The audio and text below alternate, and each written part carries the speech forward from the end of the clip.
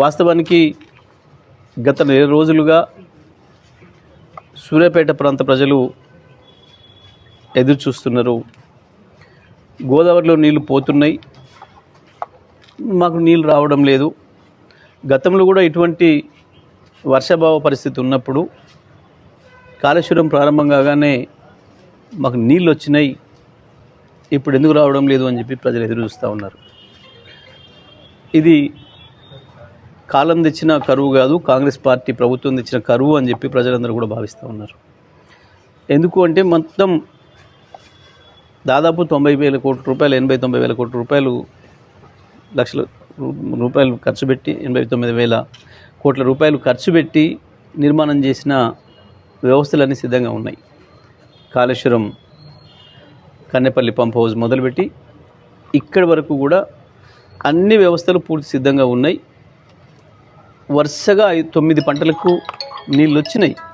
ఈ ప్రాంతంలో తుంగతుర్తి, సూర్యాపేట, కోదాడ ఈ ప్రాంతాలలో బ్రహ్మాండంగా నీళ్ళు అందించినాయి. ఆ రైతులంతా ఎదురు చూస్తున్నారు. నీళ్ళు పోతున్నాయి, లేవు అంటే నీళ్ళు పోతున్నాయి.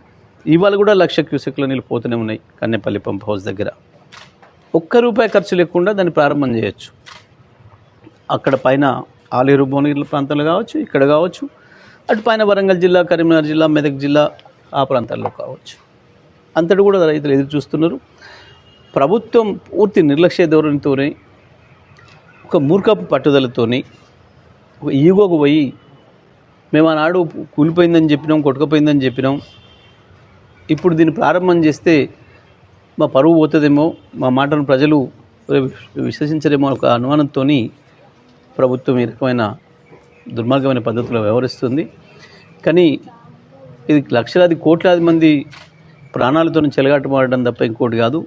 వీళ్ళ అనుభవం లేనితనము, బాధ్యతారాహిత్యం ఈ రాష్ట్ర కాంగ్రెస్ పార్టీది, రాష్ట్ర ప్రభుత్వానికి కనబడుతుంది. ఎట్టి పరిస్థితులలో కూడా వెంటనే కన్నెపల్లి పంప్ హౌజులు ప్రారంభం చేయాలి, నీళ్ళు అందించాలి ఈ ప్రాంత రైతులకు అని చెప్పి మేము డిమాండ్ చేస్తూ ఉన్నాం. అంతేకాదు విద్యుత్ సరఫరాలలో తీవ్రమైన అంతరాయాలు ఉంటున్నాయి. రోజుకు 12-13 గంటలు కూడా రావడం లేదు విద్యుత్తు అని చెప్పి రైతులు మొత్తుకుంటున్నారు. మళ్ళీ పాత పరిస్థితులు 2014 కంటే ముందు పరిస్థితులు పునరావృతం అవుతున్నాయి.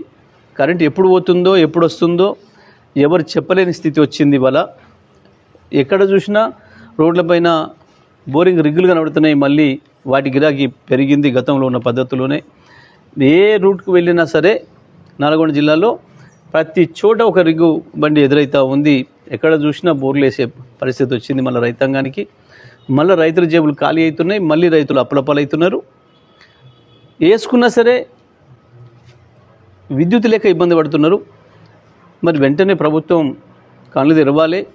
కేవలం విద్యుత్ బిల్లులు కట్టడం ఇష్టం లేక రైతాంగం కొరకు విద్యుత్ బిల్లులు మేం కడితే మాకేమొస్తుంది అన్న ఒక దుర్మార్గమైన ఆలోచనతోనే ప్రభుత్వం నీళ్ళు ఇవ్వడం లేదు, కరెంట్ ఇవ్వడం లేదు.